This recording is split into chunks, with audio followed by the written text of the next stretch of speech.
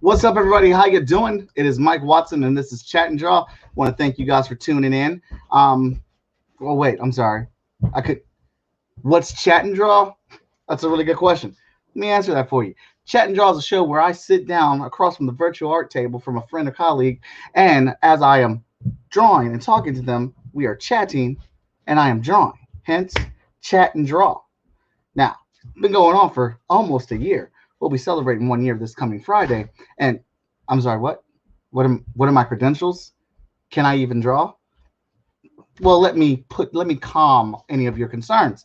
I am the publisher of Short Fuse Media Group, founder of Freestyle Comics, 1/4 of the Agents of the Nerdy, and the most enthusiastic person in comics. Mike Watson, your host today and every day here on Chat and Draw. And this is how we get it in. What up, Katie? It's always good to see Katie. She's a longtime viewer. She comes in every week to watch, and every day I have the episode, she tunes in, and I enjoy that very much. So we're here, all right? Now, I'm super excited. As you know, if you've been watching the show, I have just successfully completed my Kickstarter, and I have sent off all the digital rewards as of yesterday. So I slid into your Kickstarter DMs yesterday with all your rewards and stuff digitally. The book has been sent off to the printer. Actually, book 1, 2, and 3, all the prints have been sent off to the printer. And so far, so good. They are getting things ready to get them printed. And then once I get those, I will begin the process of shipping those off. Can't wait for you guys to get those. And then I'm going to jump right back into my next project. It's been a busy week. There's going to be a lot happening this week. I think tomorrow is just going to be like a gaming stream for me tomorrow. And then Friday is the big anniversary show. It's going down. But I got a certain bit of episodes here that is part of a collection of episodes that there were a few awesome people on a Wizard Kickstarter panel. And I got those people on my show now. And we're putting together like this monster mashup of awesome, of epicness that I'm trying to put together with all the characters. And if you pledge to each one of their Kickstarters, you get this print. So this is all super, super, super exciting. All right, so let's get out the way now. All the pleasantries are all done here. Let's see who I am bringing up to today's episode. Wait a second. A new opponent has interrupted the tournament.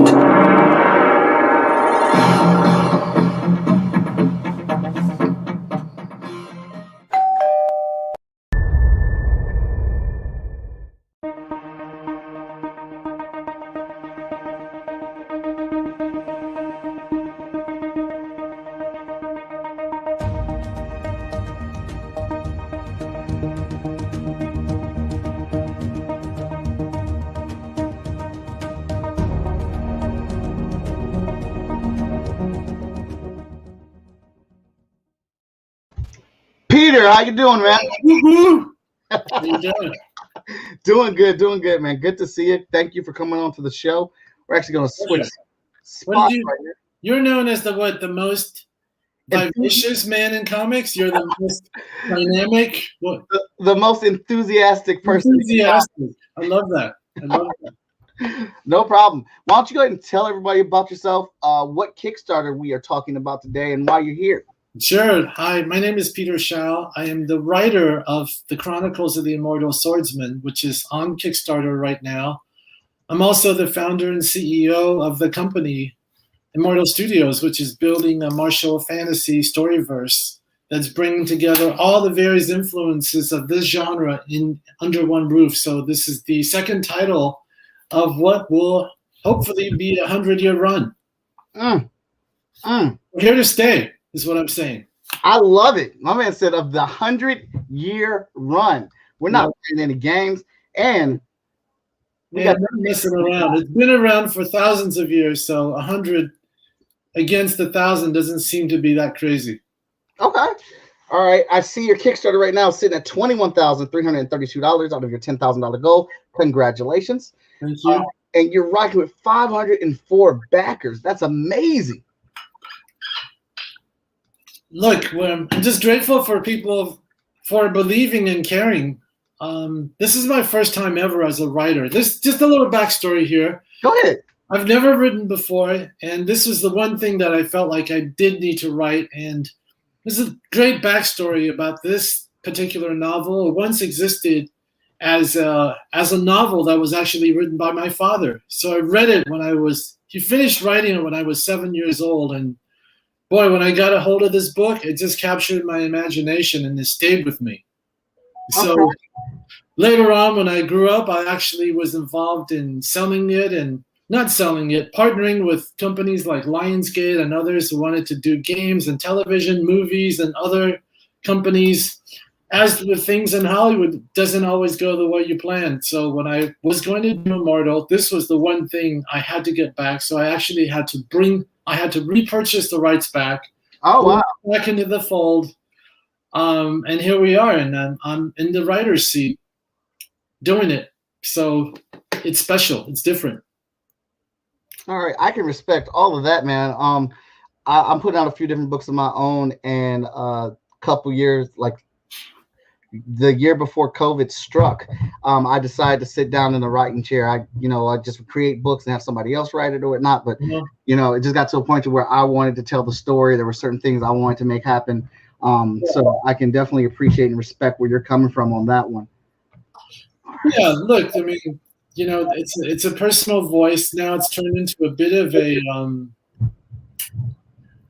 it's a challenge. A challenge I put onto myself. And again, thanks to great friends like you and those who've found us on Kickstarter, just, coming and supporting this really means the world. And I think it's a very exciting, interesting, compelling story.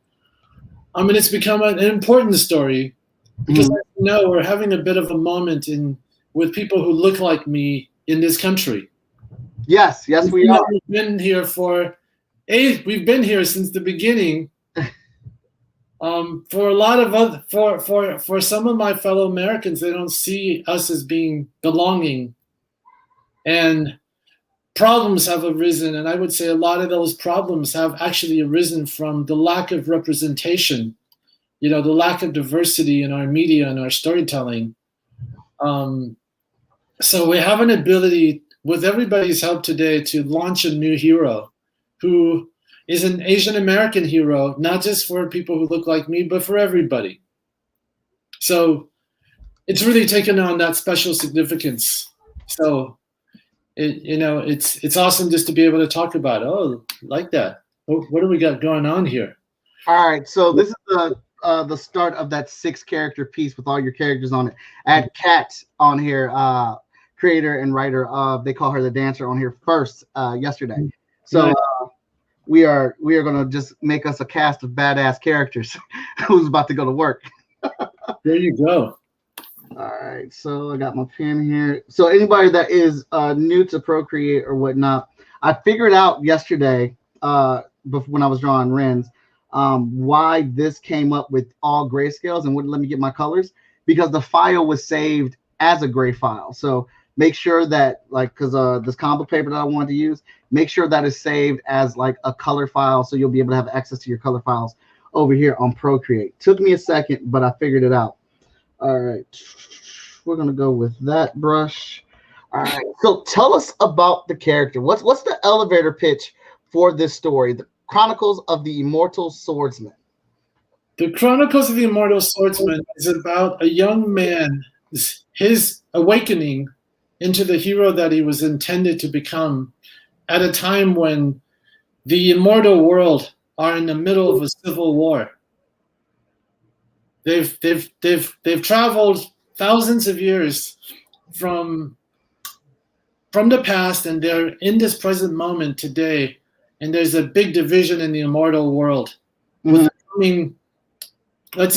It's called the reckoning. So the world is coming to an end, and the immortals that used to stand guard, they're divided about which way to go. And this young man is the person that has the possibility of breaking that divide. And when the book was originally written, it was the ancient mountains of China, and today it's now today's Los Angeles, with all of our problems and all of our issues and all of our possibilities. So it's a classic immortal swordsman story with a completely modern twist, where technology exists, guns exist, and a virtual world and a gaming environment also exists. Okay. People who would like the Matrix, there is also a bit of the simulation hypothesis theory that goes into it. It begs the question, what is reality? Okay. Reality. So we've literally taken modernity and a lot of these ancient ideas and put them together in something that's now called This Chronicles of the Immortal Swordsman. Awesome. What up, Jay, man? How you doing, man? Good to have you in the building with us. Hey, Jay.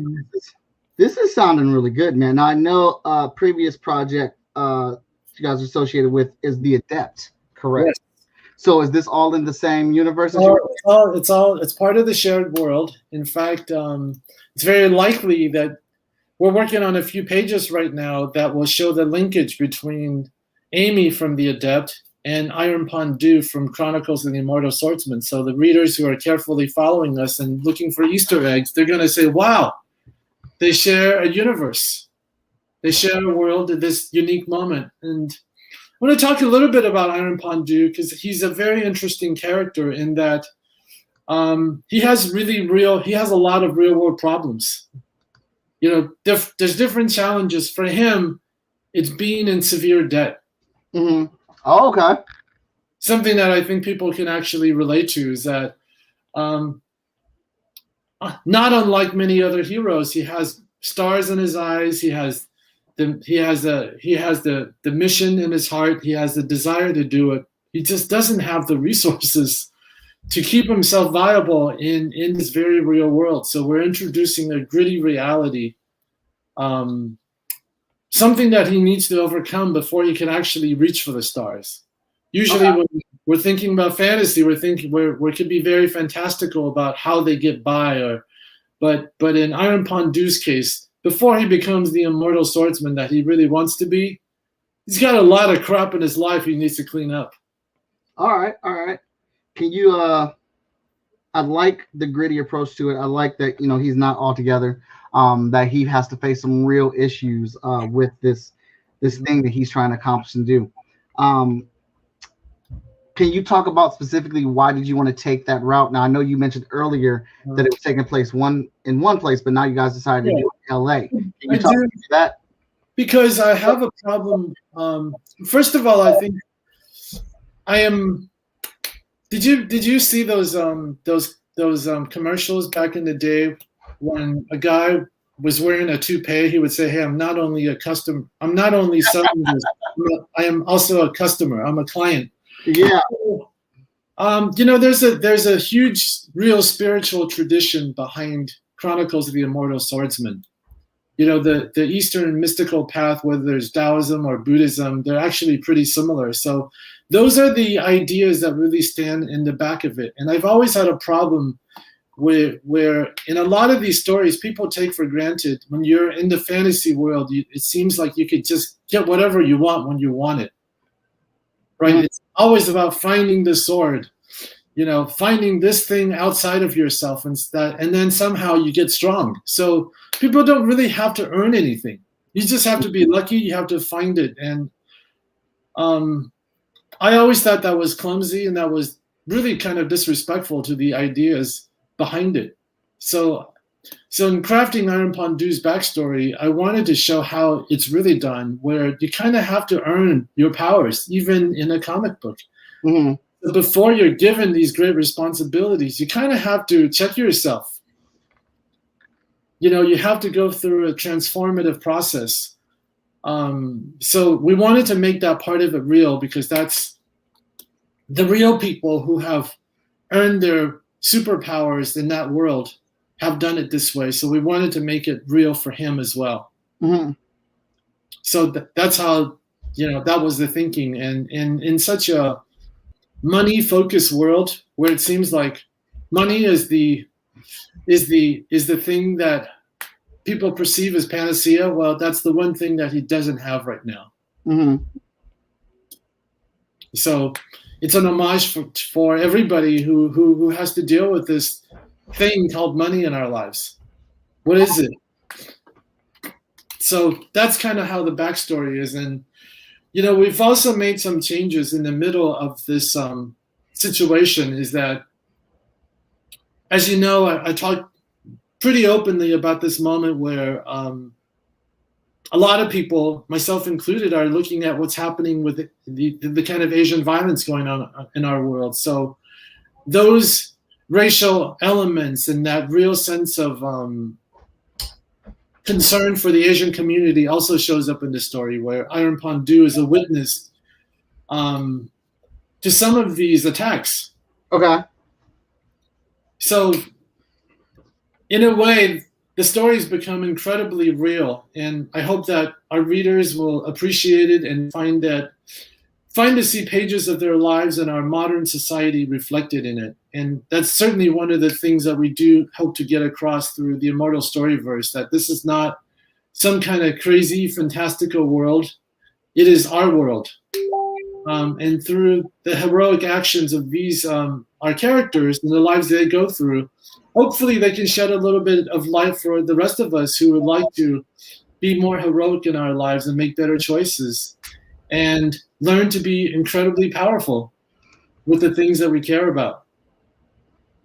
Dude, that's awesome. That is very awesome. So I mean, just hearing you talk about it, I can bet this was just an easy decision for you to head in that direction. It was just came, I actually pulled the script back from completion just a few days ago to put it in, because I felt it was important. Okay. So it's something that is actually being made of this moment. So, which I think gives it a little bit more story, and I think 10 years from now, I would look back at this stage in my life and say, wow, that was pretty interesting. That was cool. There was a big thing happening in our world in a moment, and quickly it made it to the pages. And frankly, I think that's part of the magic of comics, right? Here you are, you're creating content, and by the time we're done, you would have created some new amazing thing, and it happened in real time, and we were actually online together doing it. Right. Dude, so you got some mad skills, man. So you're able to do this and still carry on a conversation. I'm jealous. Well, thank you very much. This will be my 123rd episode. So that's quite an accomplishment. Hey, so when you're drawing his sword, just make sure that it looks like a Chinese sword. Yeah. One of my beefs has been that in the West, anytime that an Asian blade comes out, it becomes a samurai sword. Mm-hmm. Obviously, you don't have that challenge, so mad respect to you for doing that. Oh no, thank you very much, sir. I appreciate it. I'm digging very much so the background and this whole story. Actually, I didn't know this project was out, so I just actually made my pledge right now live on the show. Let's see here. Where are we at? Yeah, so I'm very excited to get my copy of it and check out the Thank story you. going on. Thank I you. I really really love the pace and the story of Adept, and visually right now out the gate with this, I freaking love your designs. The designs. Yeah. Can you talk to us about that? Like, how was that process getting these designs for these costumes and the look of these characters? Well, look, we're surrounded by incredibly talented our comic artist. Gabriel Sapienza is, we chose to work with him because he delivers a really an elevated flow and aesthetic, which was also very important in what we want to convey, because a lot of wuxia, a lot of the genre that we work in is really about tone versus just badass action. And for this other backdrop, this variant cover made by Bernard Chang, given the story, we thought it was very important for us to be aligned with Asian American artists who have something unique to share and to convey. So we spent a lot of time conveying and talking to Bernard, and they don't usually get to do this kind of work. They don't usually get to go all out because the stories don't warrant it. Uh-huh. And so in this case, we just set Bernard loose on this variant cover, which is the back of our screen right now. We told him the important elements. We told him the various parts of the story. We started off with one side of the book, and he came back and he says, "No, I see. This is what I saw," and we were blown away. And we automatically embraced it. In terms of the design, we actually are developing a house style. Something, my handle on Instagram is Ancient Futurist. So the ancient future is an aesthetic, it's a series of ideas, it's also a big concept that we're really committed to. So even in developing a look, we're always looking for something traditional, something authentic, something soulful, something that maybe has a lot of time and history, but then we frame it with modernity. Mm-hmm. Modernity is, of course, best represented by the future. So it's almost like these two seemingly impossible things. We pull it together, and we call that look the ancient future. So I think you could see that kind of throughout, even in a lot of our looks and feels. Whether it's a guy who, Iron Pondu, Phil Iron Pondu is a parkour. So he's a very modern guy. He's a gamer. But when he shows up and does that hero's pose, his poses, down to how his fingers are, the way he moves his body, his legs, the sword head he carries, these are incredibly, these are very, very traditional elements. So when they come together in something that unique, we call it the ancient future. And I think you see the ancient future very well represented in Chronicles of the Immortal Swordsman. We hinted at a lot of it through the Adept, and now it's reaching a certain, it's a fuller expression of that idea. Awesome. Let me get to some of these comments real quick, man. I'm loving what you are saying right now. Richard, what's up, man? Good to have you in the building. J-Man says, Mike, this is the first time I've seen you do a sketch where it looks more in their skeleton form. Yeah, I normally kind of like hurry up and dive into it, but since I am kind of just freestyling this whole layout, I need to have more structure in the body so I can make it fit with whatever it is this is going to end up being. So I'm taking a little bit more consideration to how I'm laying this out and putting the bodies. I want them to be proportionately right, but I want him to be able to. He's got to have that full stance in him, standing next to these other characters. Richard says the Asian communities are in his prayers. Thank you so much for that, Richard. Thank you, Richard. Yeah, that's. It's really important what you just said, Richard. Thank you for that. And I hope that this moment is not just for the Asian community, but it's really for, speaking as an Asian American who've been here all along, a lot of us feel invisible. A lot of us feel that we've been dealt with by popular culture in a very derisive, non-inclusive, and sometimes mean-spirited way.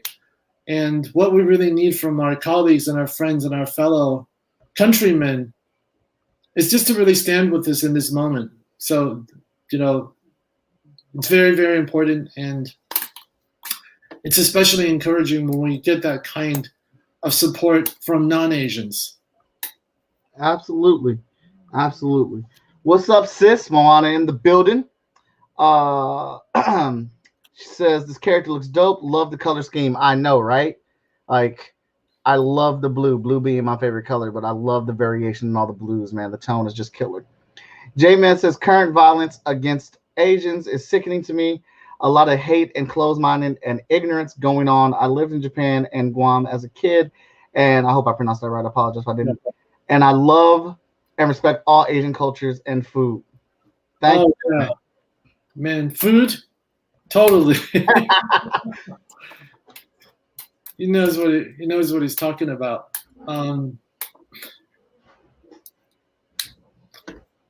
So we see two characters. We see kind of two versions of Iron Pondu back by back. I'll just explain it how it actually shows up in the book because I think it's really interesting. Is that there is a version of Iron Pondu that exists in the virtual world, and then which also corroborates with what he was as an immortal many years ago. Mm-hmm. And then we have a modern version of him who doesn't remember who he is. Okay. So a lot of the first arc is really him coming to terms with who he is and then having to step out and become that guy very, very quickly because his life is going to depend on it, along with that of many other people. But where this story is not trite is where I think, so many of these stories has to do with somebody saving the world, mm-hmm. right? Oh, this person is the fated hero of that, and this person. So, my eyes, along with everybody else's, just kind of glaze over. It's not that it's not.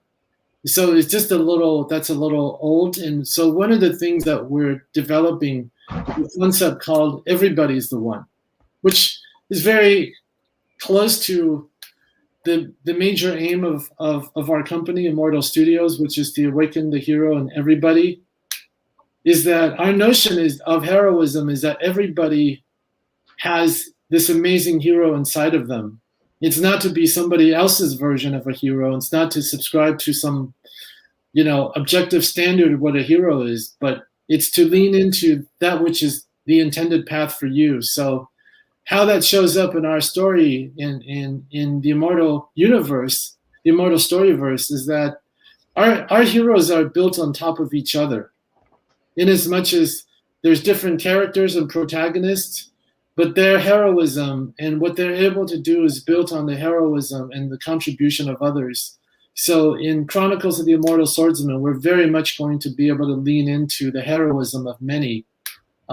There's another variant cover out there that Javi Fernandez, that's doing the Spawn series, has done for us, where our female protagonist, the Jade Swallow, is introduced. So that is a badass character. Is that the one where she's walking and we see the reflection of her true self? That's right. Peter, you're killing me. I love. Like, that cover has so much steel energy in it. Yeah. It's incredible. I love it so much. It is incredible. Now, by the way, this is the first time I'm giving, because a lot of the stuff has really been hatched again. We reopened up the writing process literally a few days ago to reflect this moment. So you're getting like a current download of what's happening in the world of CIS. So super mad respect for that cover. And that character, Jade Swallow, also has a modern day parallel. Her name is Ying Ying. So through those characters, we will be dealing with, the notion of split personalities, dualities, having two different faces. So there's a lot of big ideas at work. All right. I need my copy now, man. Let's quit playing games. I need my copy now. You got 6 days left? All right. I guess I can wait 6 days, man. I guess.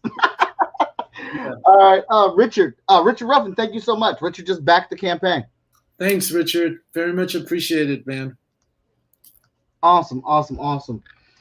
So this is exactly the type of stuff that I love. Like, and this is great because I need a fix because I just got through watching both seasons of The Warrior, which is freaking phenomenal. So this is coming to me right on time. Hey, I'm glad. Well, keep in mind we've got some really, really big arcs coming, but this is a really exciting first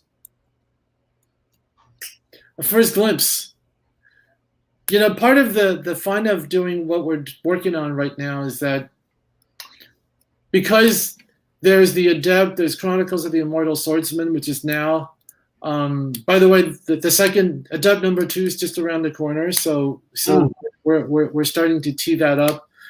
We have, from now until the end of next year, we will have 10 different properties, and all lined up, and together they're going to represent a very complete snapshot of what the Immortal Storyverse will look like. Mm-hmm. There's going to be individual stories. There's going to be single arcs. There's also going to be the requirement for all of these heroes to come together. Oh, I love it. And so for everybody who's kind of joining in right now, you guys are coming in on the ground floor of something that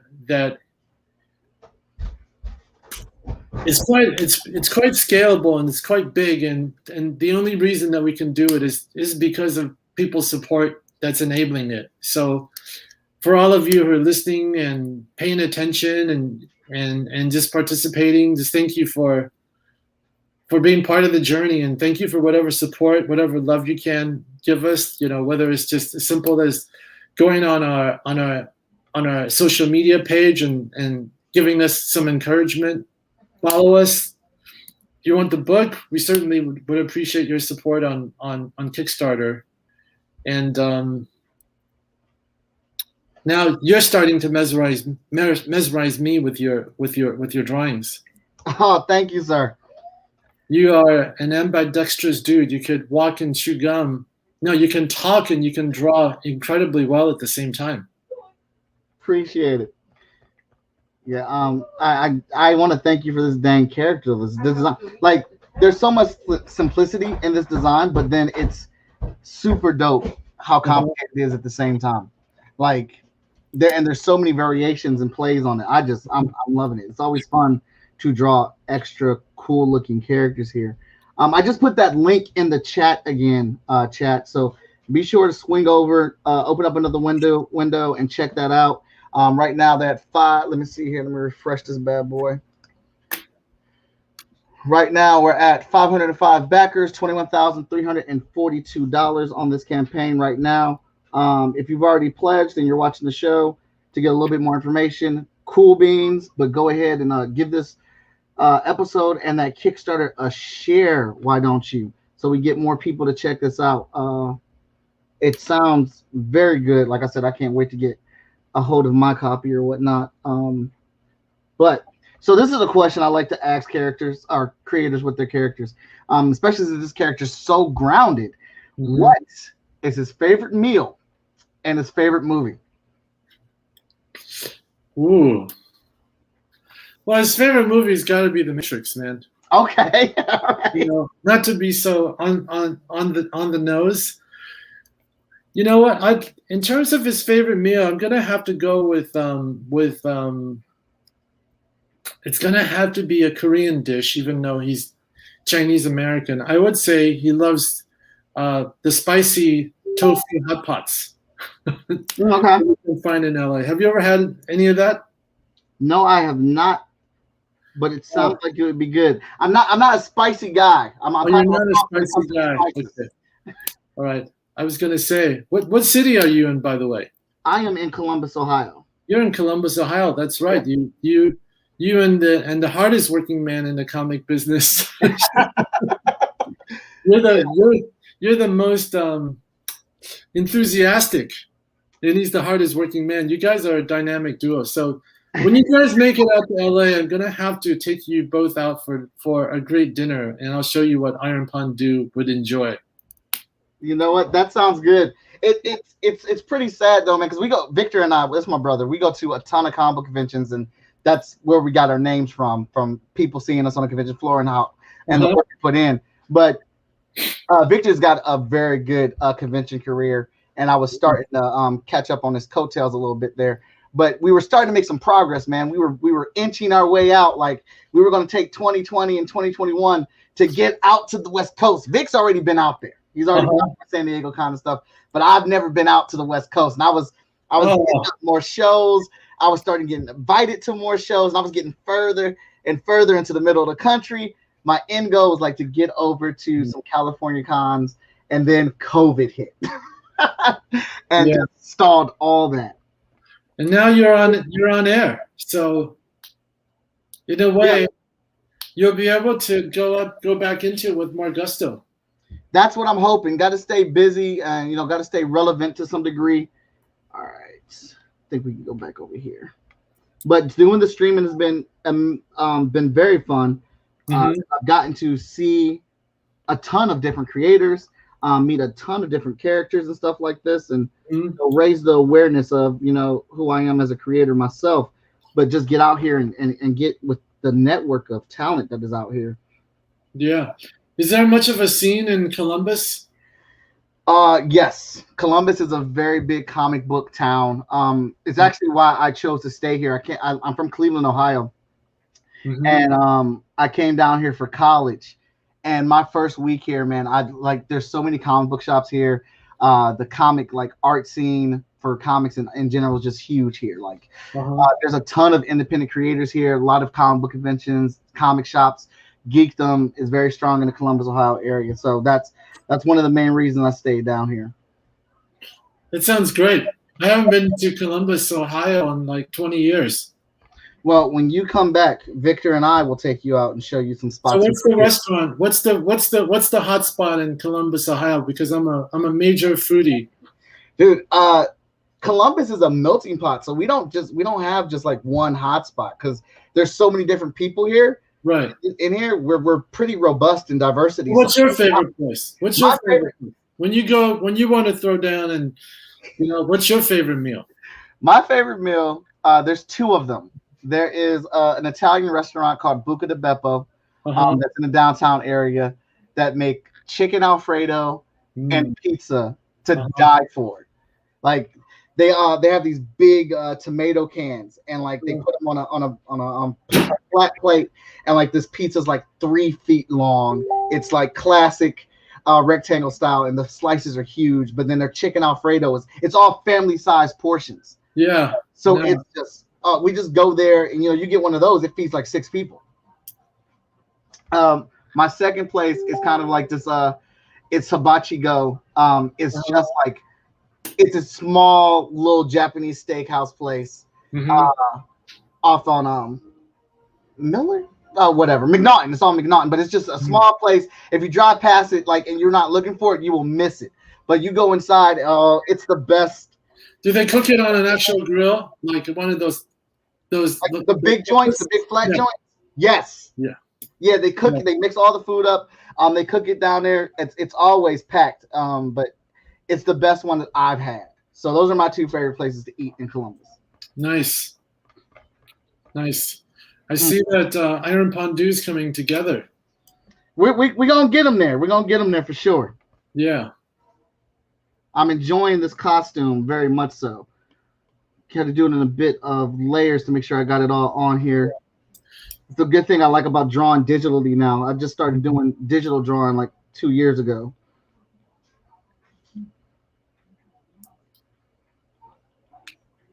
Moana said, "Y'all are making me hungry." I just ate too. So we.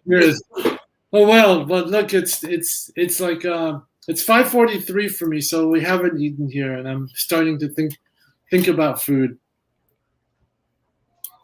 Well, we're actually making some good time here, so we're not going to keep you too long, then, Peter, because normally since this layout was kind of already done, I'm not having to spend a whole hour and 45 minutes on these like I used to. It's a lot of work. It is, but it's fun. So definitely good there. Did you start off as one of those prodigious kids just drawing nonstop? Yeah, actually. I was like the furthest back I can remember is third grade when I was really trying to draw cartoons and things like that, like Turtles and Voltron, which is like my favorite cartoon ever. I tried to make my own little comic booklet out of the Voltron lions because I just absolutely loved them. And I drew a lot, and I had my heart broken when I applied to art school for the first time. It was a high school, and I went in to apply and showed them all my pictures of Bugs Bunny and the Ghostbusters, and they didn't even look at that stuff, man. They sat me down in a room with like a still life of like chairs and baby dolls and plants all stacked together with a couple different lights put on it, and they said, "Draw that." What? I've never drawn anything like that. Yeah. And so my first time applying there, I didn't get in. So my mom took me back home, and before I could draw any cartoon stuff for the day, I had to draw something from life, whether it was a picture, the house, a portrait, whatever, but it had to be from life. Then I could draw whatever I wanted. Yeah. And after doing that for a few months, she took me back up there to apply again. I got in. Good for you. And so, and that was the beginning. That was the beginning, because that school opened me all the way up for art and where things could go. There it is. A lot of fun. Yeah. I used to draw as a kid. It's kind of funny. They say that what you do as a kid is indicative of what you would do later on in life. I would have never thought that would have been true in my case, but I did spend a whole lot of time drawing Asian heroes. Did you? And swordsmen when I was a boy. I never would have thought that this would turn into a bit of a vocation for me, but now that I'm here, it feels incredibly right and appropriate. So how long were you chasing this? It seems like all my life. I didn't really commit to the comic medium until until a year and a half ago.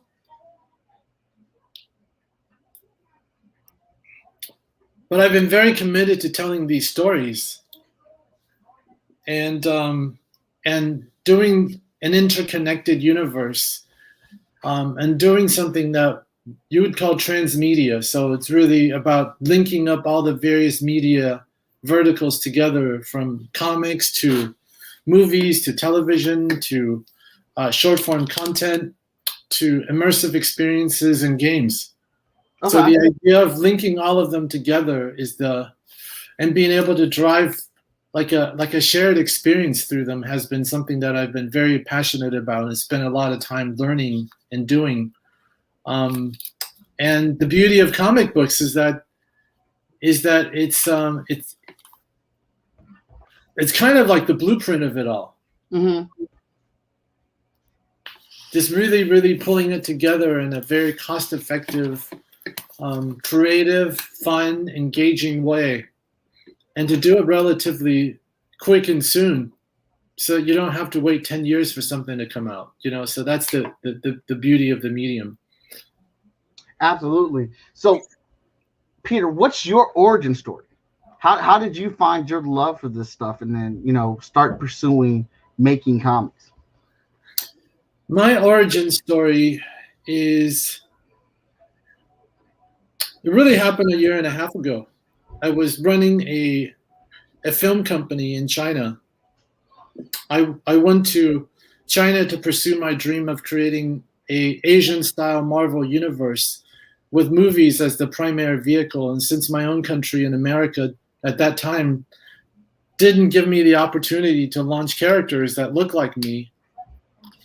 I chose to do it in China, and I had all of my financial backers and the people that the major studios that I received my funding from, they all went bankrupt. Wow, really? Everything was belly up.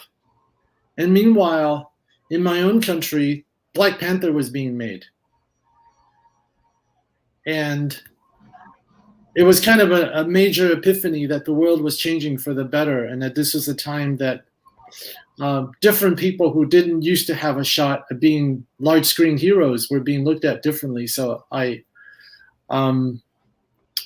because what I wanted to do was so huge and scalable, I had to really consider alternative methods. And even though comic books, I've always been a comic book reader. I've collected comics, I've read comics. I never thought that I would get into it. But when the light bulb in my head went off is that, I just wanted to be able to realize what I saw in my head and what I felt in my heart. And I wanted to be able to do it without spending, $1 billion in 10 years. Right. So that's when it really clicked. That's when the whole thing clicked for me. So, so I've been a student of not just the process, but of the industry, how it works, and it's been fantastic. It's been spectacular, and what makes this industry so warm and exciting is really the people I've met. Mm-hmm. There's a spirit of camaraderie, there's a spirit of friendship, there's a spirit of support, and it's beautiful. And to even be part of this Kickstarter community where, it's just been fun backing other people's campaigns and getting to know them and feeling like you could actually play a little part in helping somebody else's dream come true, learning from them, collaborating with them, all of that has been really exciting. And, somebody who's pretty good at strategy and envisioning how to optimize things, I see an opportunity to really take this moment in the comic book industry and bring something to it. Not only a new voice, a point of view, a new type of content, but also a way of doing things, a business model that can help it prosper in this kind of new world where interactivity is happening, digital is happening in a big way, and people are looking for things to augment the traditional comic book shop type of experience. Yeah. So I don't know if that was my origin story, but that was kind of my mid-career origin story. Hey, it sounds good to me, Peter. Hey, I'm just trying to talk as much as I can so I get mesmerized by watching your pictures. No, you're doing a good job, man. The show's about getting to know you and your comic. Because, there's not a lot of places where you can do this during a Kickstarter campaign or whatnot. No, there isn't. There isn't. So, look, speaking of Kickstarter, that's been another amazing thing for this is only our second Kickstarter ever. Mm-hmm. Having never done a Kickstarter before, having a crowdfunding campaign was always one of the things that I wanted to do. Yeah, I think just the idea of connecting with people you never meet in real life and sharing something that is raw and authentic and real, kind of untested with people, and just and gauging their interest and seeing what it's just it's an incredible experience. It's an incredible gift, and I'm so happy that we've been able to connect with so many different people who just really supporting the work. Yeah, Kickstarter has been a great community for that type of thing, and with the previous year, 2020, during the pandemic, Kickstarter having the record breaker year that it did in comics is phenomenal. It is phenomenal. It is phenomenal, and I think it's here to stay. How was your campaign? Tell me about your campaign that just recently ended. I wish I'd met you earlier because I would love to be part of that too. Don't worry, I'll be doing some more, Peter. But the campaign from before was for this actual show. I did 100 episodes of it in the whole, and I collected all 100 episodes into 3 different art books, collecting all the characters together that I drew from the previous season. So we did that to get the books made, to actually get the books colored, because normally I do a black and white illustration live, and then I have somebody else color it or whatnot for the book. But then outside of getting the books out, we also wanted to upgrade the show, which I'll be premiering all that stuff this Friday. The new show intro, the new theme song. While I love using StreamYard, I've also adapted and got Streamlabs because now we are starting to get a Twitch audience. New upgrades such as, new features. So I do this regularly, but now I have a feature where 2 artists or 2 creatives can come on the show and argue, or rather debate, why their character is better, and I will draw both of their characters fighting. So it's a versus match. Wow. And then we would have the audience that's watching, they would vote who had the better argument to whose character would win. That's serious. Yeah, man. Because we always have and don't get me wrong, I love talking about mainstream characters. We always talk about Wolverine, and right now the big discussion is Zack Snyder's Justice League. Who's better, Thanos or Darkseid? We always have those discussions, but people don't know about our characters. So let's talk about our characters. Let's put 2 of our evenly matched characters together, and what's that story like? What sets them up? How do they even get in this situation, and why would they be fighting? What stops them from fighting? Who has the better fighting ability? So just fun stuff like that, man. It's kind of interesting because when you ask the question of what's his favorite meal and what's his favorite movie, I think as a creator, these are things that you kind of have to get ready for, right? Yeah. It just also goes to show you your ability to really think on behalf of these characters get tested, because you have to be ready. Yeah, you have to be, because so I'm in the same lane as you. I believe in grounding our character in as much reality as possible, because then these characters become relatable. Yes, they do these fantastic things and they go on these epic adventures or whatnot, but why do I want that person to win? Or even why do I want that person to lose? So having things they can relate to. For instance, in my book, Hotshot is a young man in college who wakes up with superpowers and has no idea where they come from, but he chooses not to tell his girlfriend.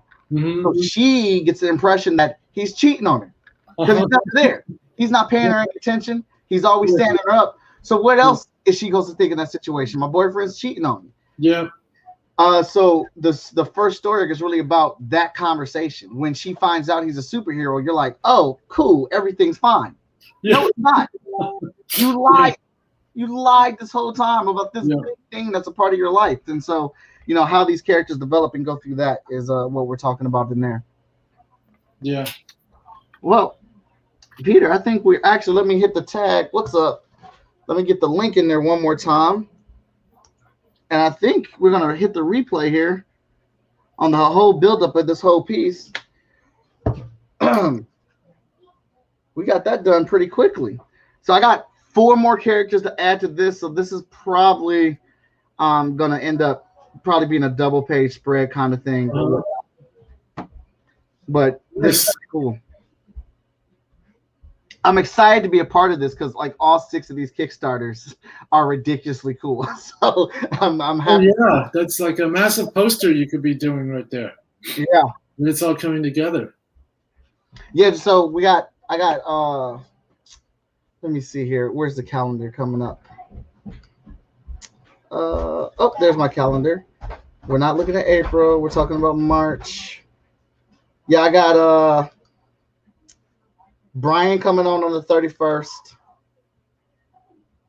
And I had Kat. Russell I've already had on the show, so I'm probably going to be able to stick his character that I drew in the further reaches of the background or whatnot. So it should come together nicely, and I really dig this character that you got here. Well, his name is Iron Pondu. Iron Pondu. Yeah, Iron Pondu. for short. Awesome. So we got this Kickstarter going right now, and guys and gals, I just put the link in there for you all to go check it out. Chronicles of the Immortal Swordsman #1. It is part of a bigger comic book universe that includes the Adept, which is also another dope book. And they got a lot of different pledge levels here, where you got the catch up, where you'll get the PDF of Immortal Swordsman and Adept as well. So that's a good one if you are just now coming across this project. But I'm loving the art, loving the style here. We got 2 characters out of this 6-character piece that we got here. And probably in the background or the foreground and stuff, this is going to be rocks and water at the bottom.